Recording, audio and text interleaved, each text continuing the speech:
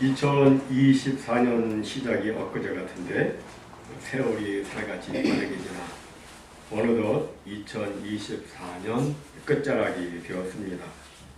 금년 한 해를 보내면서 정말 다들 삶의 현장에서 다양한 종류의 힘들고 어려운 일들을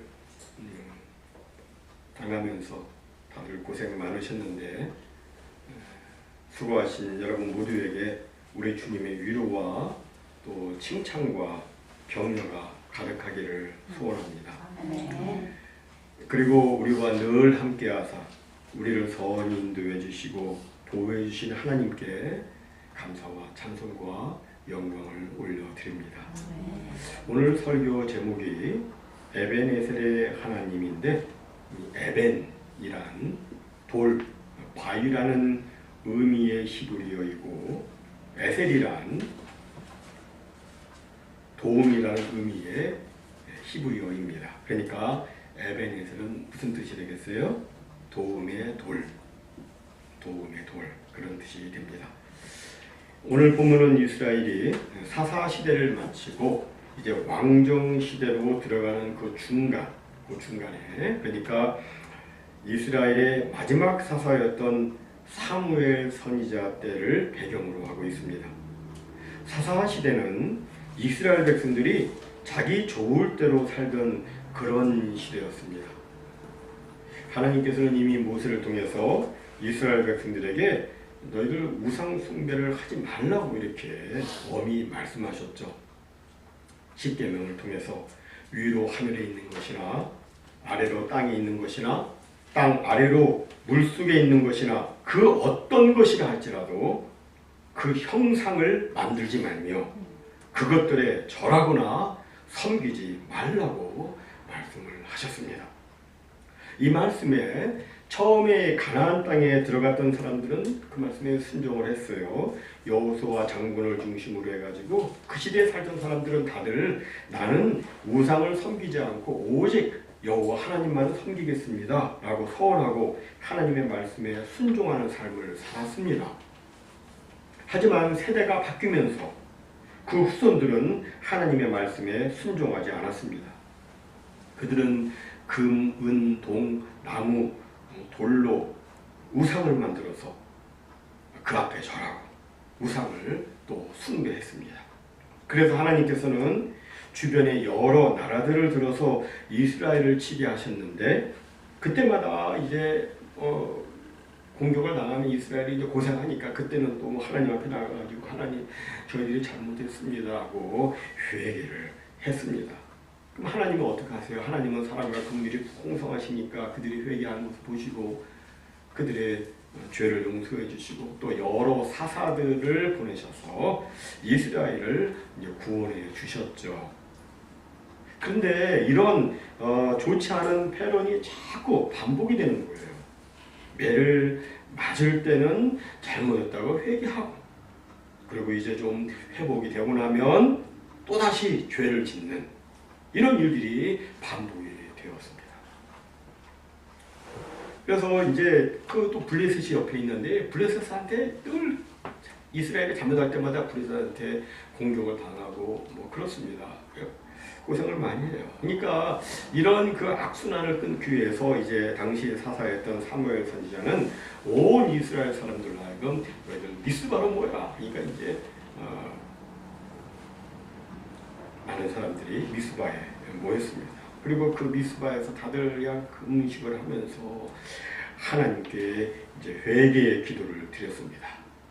여호와여, 우리가 여호와께 범죄했습니다. 여호와여, 우리를 용서해 주옵소서 하고 금식하며 회개를 했습니다. 그런데 이 금식한다는 소식이 금식 성의 소식이 적군 블레셋에게 전해졌습니다. 그 소식을 들은 블레셋은 야 이번이야말로 이스라엘 백성들을 일거에 처치할 수 있는 절호의 기회다라고 생각하고 대대적으로 미스바로 쳐들어갔습니다. 사무엘 당시 블레셋은 이스라엘보다 먼저 철제 무기를 사용을 했습니다. 그러니까 이스라엘은 철제 무기를 갖고 있는 사람은 진짜 왕과 왕자 요즘도 이 정도고 거의 대부분은 이제 청동 무기 갖고 있는 거예요. 그리고 뭐 집에서 만드는 뭐 이런 그런 농기구 같은 거 뭐 이런 걸로 이제 하는데 이 철제 무기를 갖고 있는 블레셋이 훨씬 그 철제 무기를 먼저 만들었기 때문에 훨씬 더 이스라엘보다 더 강한 군사력이 블레셋에게 있었던 거예요. 그러니까 싸울 때마다 이스라엘은 또 지는 거고 더욱이 당시 이스라엘은 어떤 상황이었어요? 금식 중이었습니다. 또 무기도 뭐 제대로 준비를 하지 못했습니다. 이런 상태에서 블레셋이 이제 쳐들어온 거예요. 그 소식에 이제 이스라엘은 크게 두려워했습니다. 그때 이 사무엘은 어린 양 하나를 취해서 온전한 번제로 하나님께 드리고 그리고 이스라엘을 위해서 부르짖어서 간절히 기도를 드렸습니다. 그랬더니 하나님께서 그냥 하늘이 막 찢어질 듯 큰 우레소리, 이 천둥 소리를 발하셔서 블레셋 사람들을 막 깜짝 놀라게 하고 두렵게 하고 어지럽게 했습니다. 성경 보니까 어지럽게 했다. 혼미백산하게 만드셨다는 그런 뜻이죠.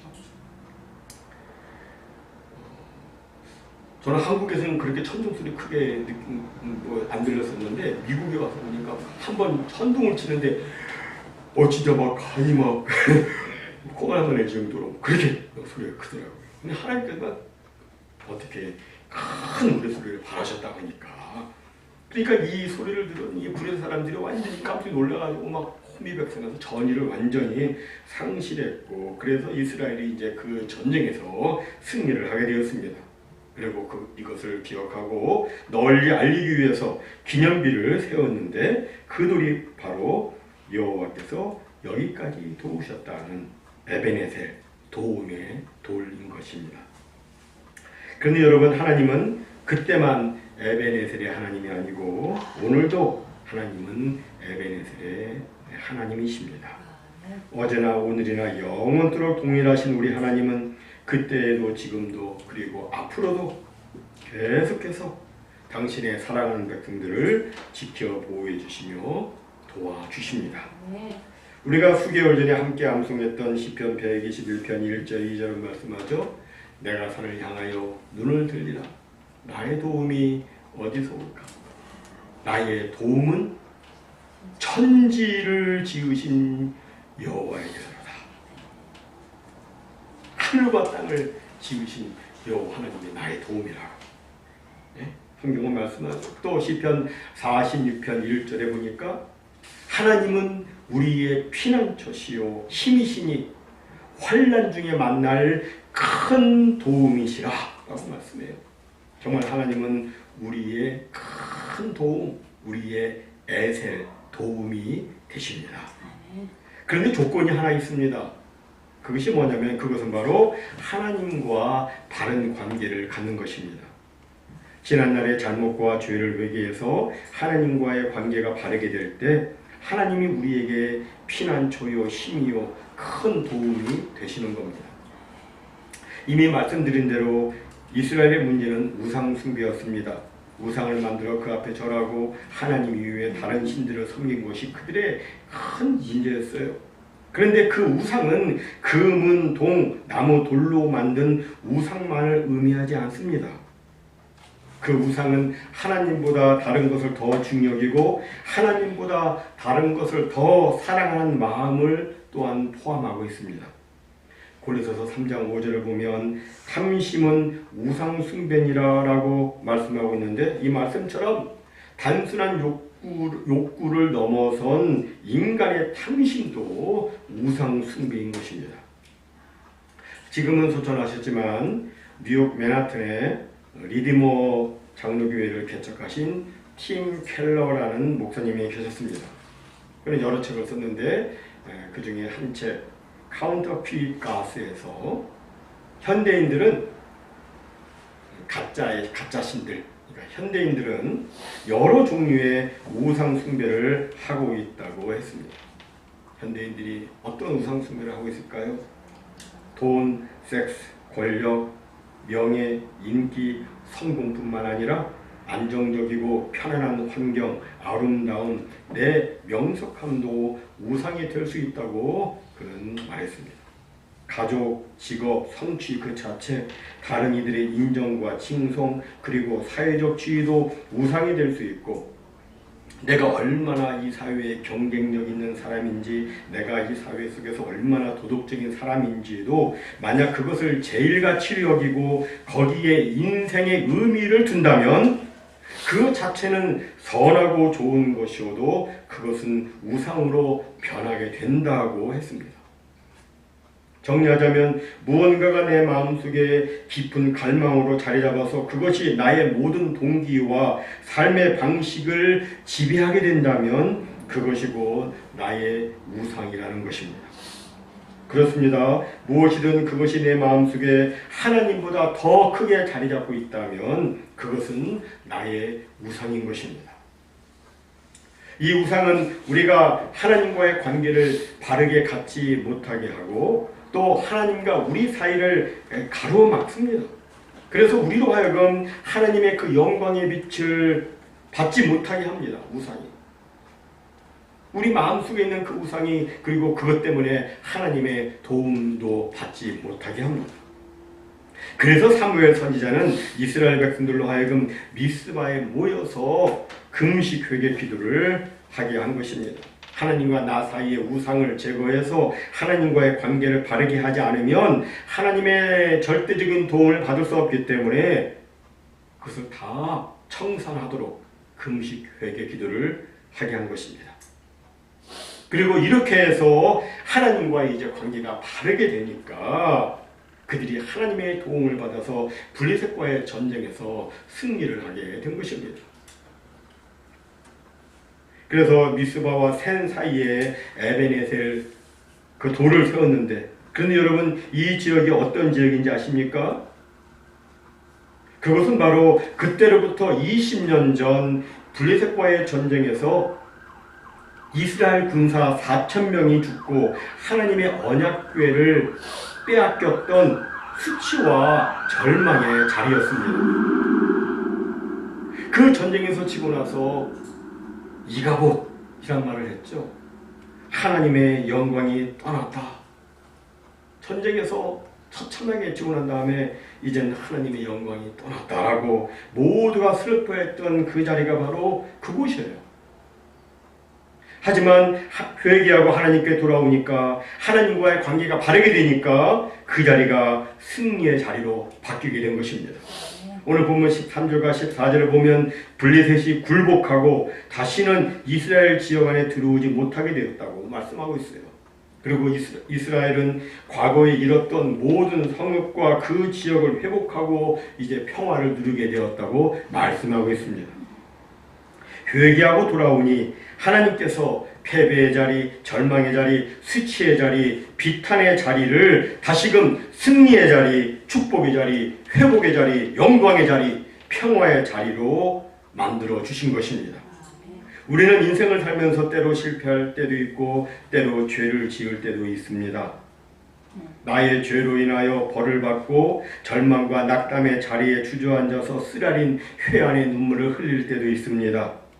하지만 하나님께 나아가 참마음으로 회개하며 내 마음속의 우상을 제거하고 전적으로 하나님을 바라보게 되면 그 절망의 자리가 변해서 희망의 자리가 되고 그 상처의 자리가 회복의 자리가 되고 그 수치의 자리가 영광의 자리가 되는 것입니다.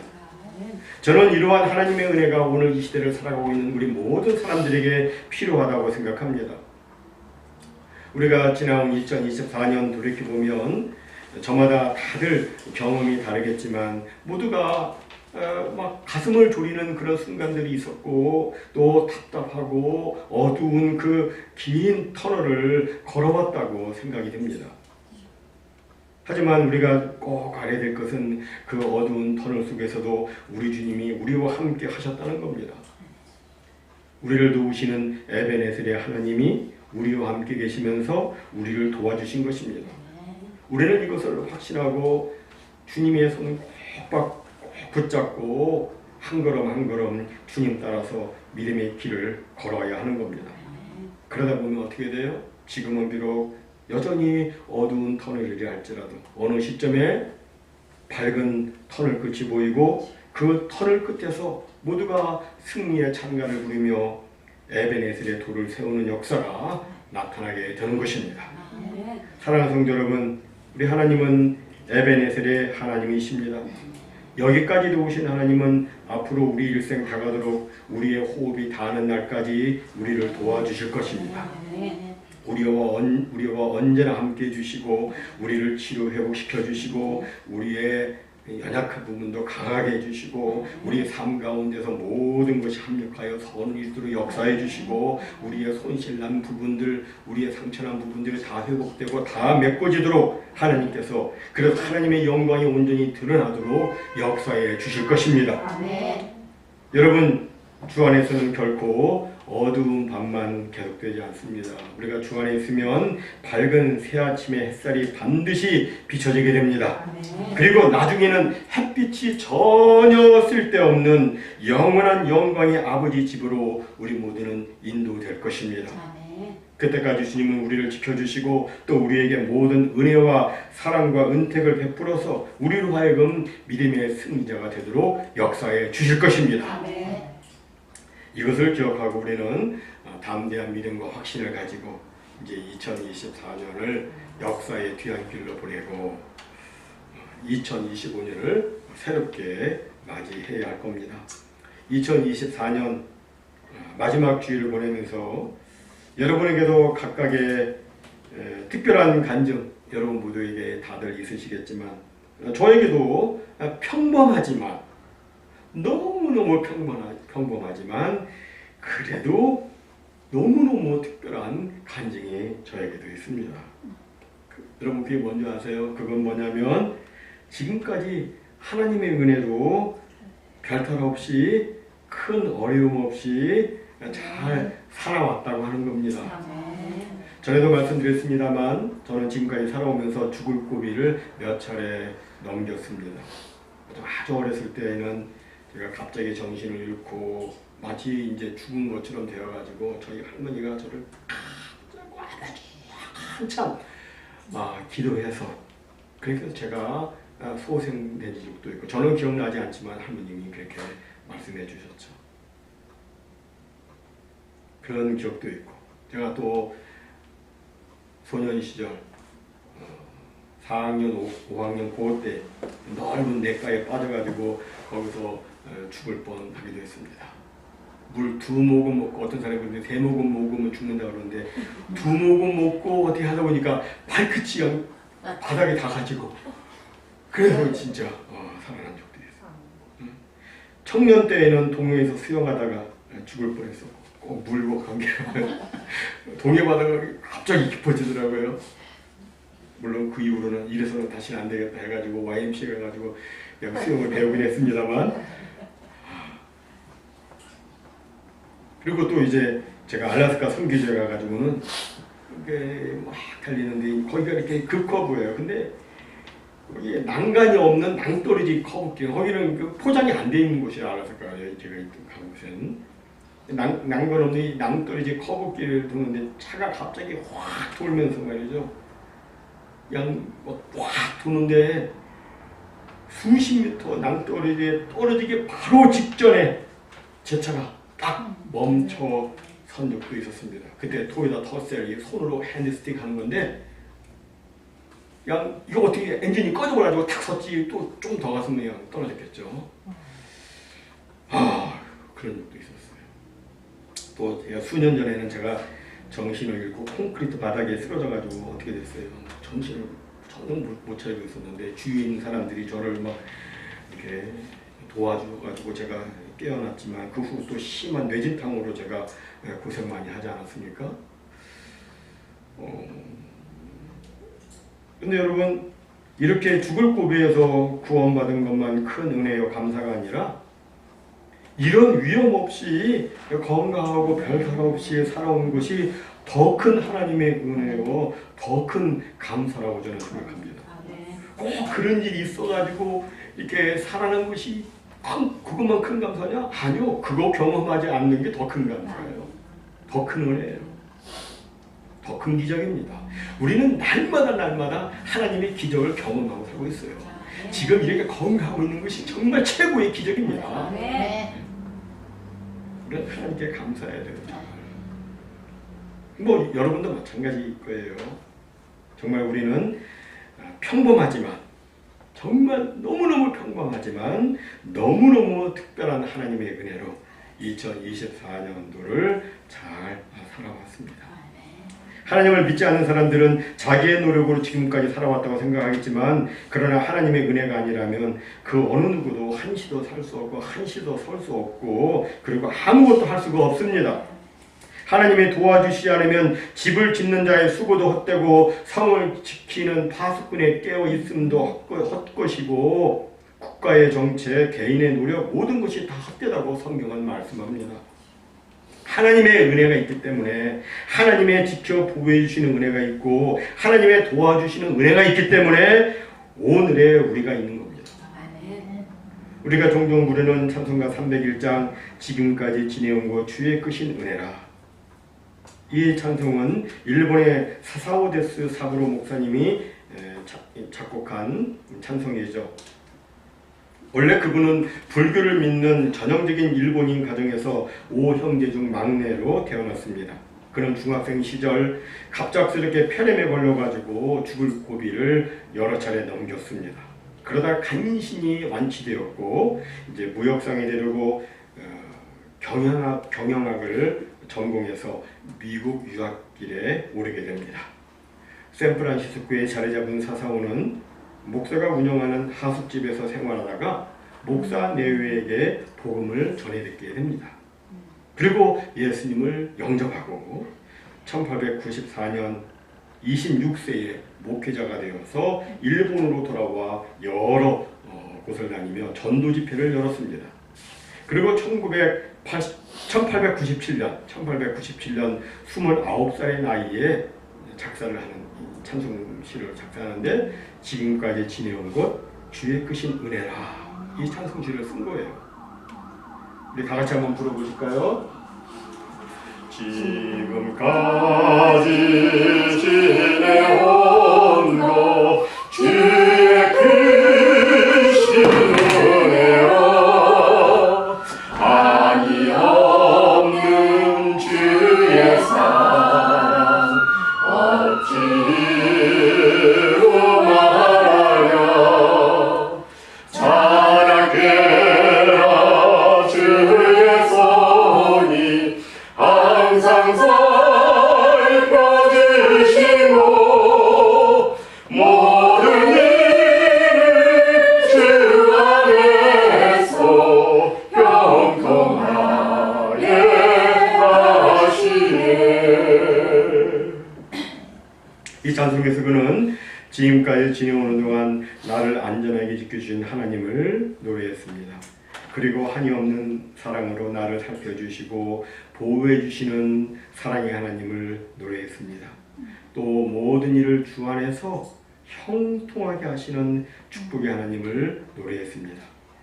그런데 사사오 목사님뿐만 아니고 그보다 훨씬 오래전에 오늘 본문의 사무엘 선지자와 이스라엘 백성들도 하나님이 여기까지 지금까지 우리를 도우셨다고 노래하면서 기념비 에베네셀을 세웠습니다. 그리고 그 이후 모든 믿음의 사람들과 오늘의 우리들 역시 모든 것이 하나님의 은혜라고, 지금까지 살아온 모든 것이 다 하나님의 은혜라고 노래하며 감사의 고백을 하고 있는 겁니다. 정말 우리는 주님의 은혜로 2024년을 보내었습니다. 이는 만일이 있어도 다 갚을 수 없는 하나님의 은혜입니다. 따라서 우리는 이제 2023년을 보내면서 첫째도 하나님께 감사, 둘째도 하나님께 감사, 셋째도 하나님께 감사, 우리 하나님께 감사를 올려드려야 됩니다. 사랑하는 성도 여러분, 에베네셀 하나님은 우리를 도와주십니다. 에베네셀 하나님은 지금도 우리를 위해서 역사하시고 있습니다. 우리가 해야 할 일은 오직 하나, 하나님 앞에서 사는 것입니다. 하나님과 바른 관계를 맺으면서 순수한 믿음으로 사는 것입니다. 그럴 때 우리는 이 세상 그 어느 누구도 대적할 수 없는 하나님의 도우심을 받게 되는 것입니다. 모쪼록 이런 은혜가 2024년 마지막 송년주일을 하나님께 감사함으로 예배드리는 우리 모두에게 있으시기를 주님의 이름으로 간절히 축원합니다. 아멘.